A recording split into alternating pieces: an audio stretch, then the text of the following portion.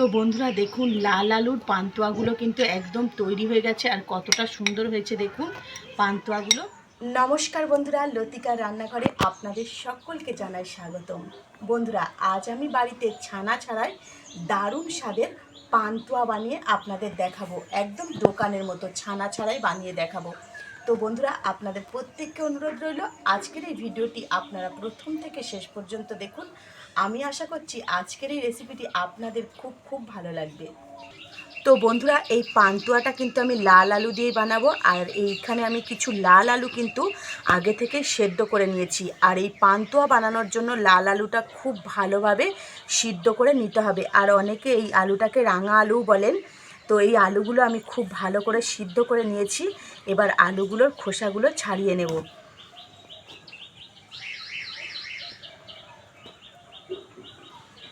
তো বন্ধুরা সমস্ত আলুগুলোকে আমি খুব ভালো করে ছাড়িয়ে নিয়েছি। এবার আলুগুলো মাখিয়ে নিচ্ছি। আর এই আলুগুলো কিন্তু খুব ভালোভাবে মেখে নিতে হবে। আলুর মধ্যে দানা দানা ভাব থাকলে কিন্তু এই পান্তুয়াটা ভালো তৈরি হবে না, খেতেও ভালো লাগবে না। তো বন্ধুরা আলুটা কিন্তু আমি খুব ভালোভাবে দেখুন মেখে নিয়েছি। এবারে আলুর মধ্যে আমি অল্প অল্প ময়দা দিয়ে খুব ভালো করে মেখে নেব।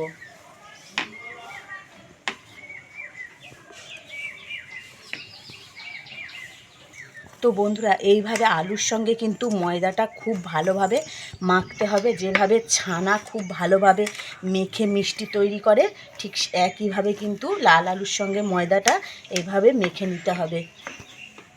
তো বন্ধুরা ময়দাটা আমি খুব ভালোভাবে আলুর সঙ্গে মেখে নিয়েছি আর হাতে একটু সাদা তেল বুলিয়ে নিয়েছি। এবারে আমি একটা করে লেচি কেটে নেব আর এই রকম গোল গোল শেপ দিয়ে দেব।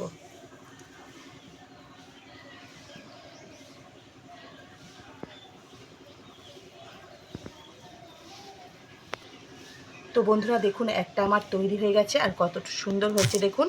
এইভাবে কিন্তু সব কটা আমি তৈরি করে নেব।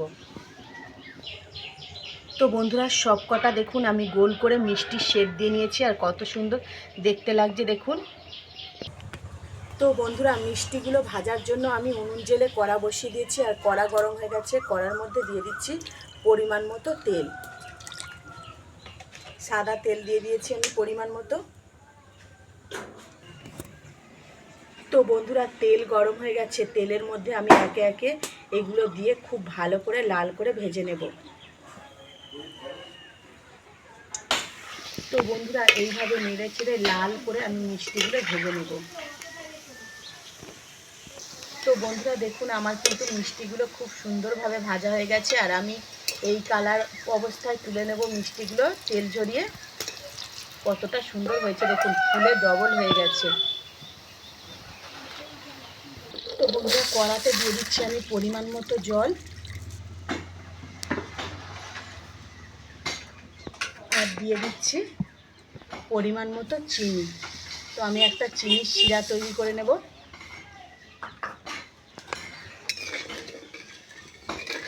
বন্ধুরা চিনির রসটা ফুটছে, এই পর্যায়ে দিয়ে দিচ্ছি ভেজে রাখা মিষ্টিগুলো। তো মিষ্টিগুলো চিনির শিরার মধ্যে দিয়ে আমি কিন্তু মিনিট 5 ফুটিয়ে নেব। তো বন্ধুরা ফ্লেভারটা সুন্দর আসার জন্য এখানে আমি একটু এলাচ থেঁতো করে দিয়ে দিলাম। তো বন্ধুরা মিষ্টিগুলো কিন্তু আমার একদম পারফেক্ট তৈরি হয়ে গেছে। এবার আমি নামিয়ে নেব।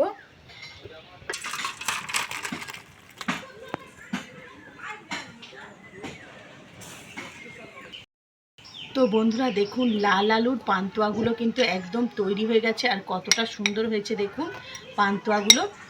তো বন্ধুরা একটা আপনাদের কেটে দেখাচ্ছি কতটা নরম হয়েছে দেখুন।